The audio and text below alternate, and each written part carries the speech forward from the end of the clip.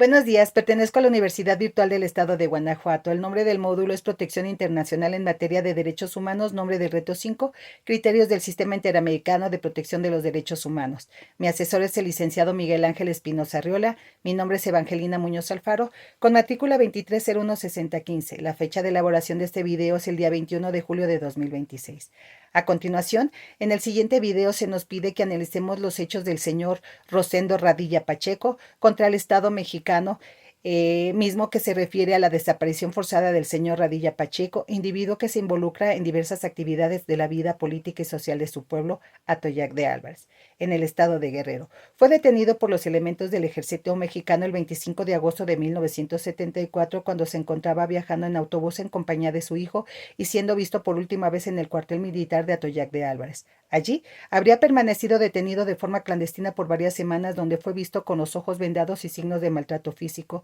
y hasta la fecha se ha prolongado su desaparición, puesto que el Estado mexicano no ha establecido su paradero ni se ha encontrado los restos del señor Radilla Pacheco, por lo que la denuncia fue presentada el 15 de noviembre de 2001 por la Comisión Mexicana de la Defensa y Promoción de los Derechos Humanos y por la Asociación de Familiares de Detenidos Desaparecidos y Víctimas de Violaciones de los Derechos Humanos en México. La comisión aprobó el informe de admisibilidad número 65/5, mediante el cual declaró admisible la petición del 12 de octubre de 2005. La comisión adopta el informe de fondo número 60/07 de fecha 27 de julio de 2007. Posteriormente, el 13 de marzo de 2008, la comisión presentó la demanda del caso ante la Corte solicitando que se declare responsable internacionalmente al Estado mexicano por las violaciones de los derechos consagrados en la Convención Americana y en la Convención Interamericana sobre Desaparición Forzada de Personas. Asimismo, el Estado mexicano interpuso excepciones preliminares relativas a la competencia temporal y material,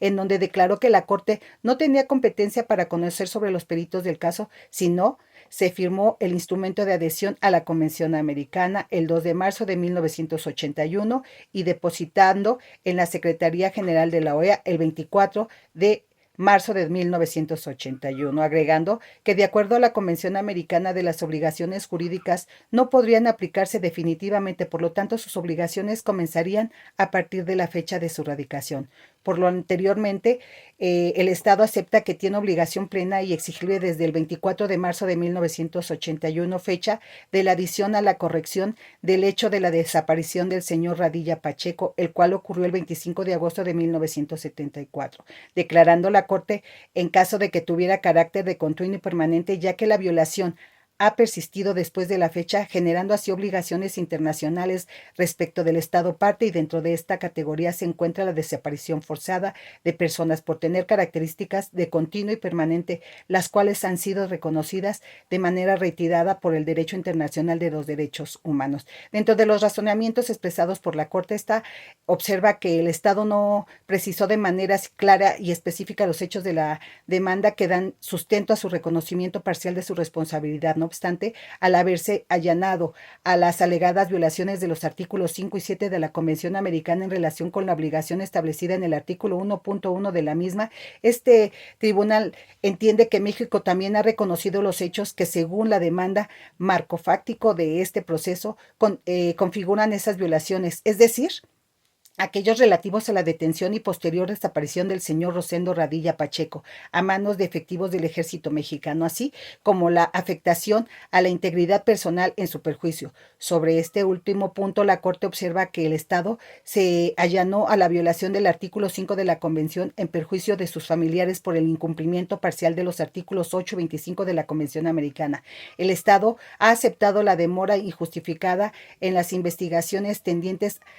a dar con el paradero del señor Radilla Pacheco y ubicar y sancionar a los responsables. No obstante, ha negado que persista impunidad en este caso, y si bien afirmó que existe una denegación de justicia en el presente caso, indicó que aquella no se debía a la negligencia o voluntad de mantener impunidad por parte del Estado. Finalmente, la Corte valora el reconocimiento de omisión parcial de hechos y el allanamiento respecto de algunas pretensiones efectuadas por el Estado. Después de haber examinado dichos reconocimientos y tomado en cuenta lo manifestado por la Comisión y los representantes, considera necesario dictar una sentencia en la cual se determinen los hechos y todos los elementos de fondo del asunto, así como las correspondientes consecuencias en cuanto a las reparaciones. Asimismo, la Corte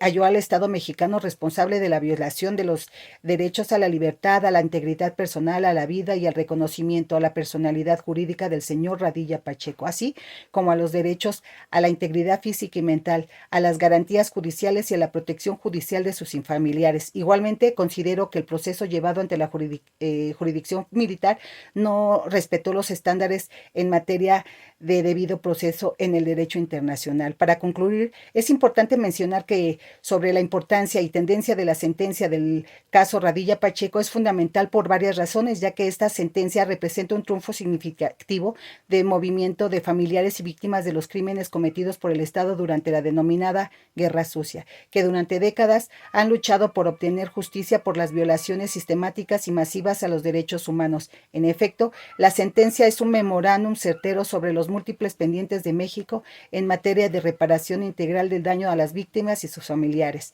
la justicia tradicional y el derecho a la verdad histórica. Finalmente, hay que enfatizar que esta sentencia es de gran trascendencia, ya que está apunta hacia la necesidad de adecuar la legislación legislativa al delito de desaparición forzada de personas y la limitación de la jurisdicción militar a casos de violaciones graves de los derechos humanos de civiles por parte de sus elementos castrenses. Ambas prácticas persisten en nuestro país y dentro de nuestros días. Para concluir, la fuente de la que tomé la información es de la página de internet de la Comisión Mexicana de Defensa y Promoción de los Derechos Humanos y Biblioteca Jurídica Virtual del Instituto de Investigaciones de la UNAM, el caso Radilla y su impacto en el orden jurídico nacional, de autor Eduardo Ferrer MacGregor. Gracias, es todo.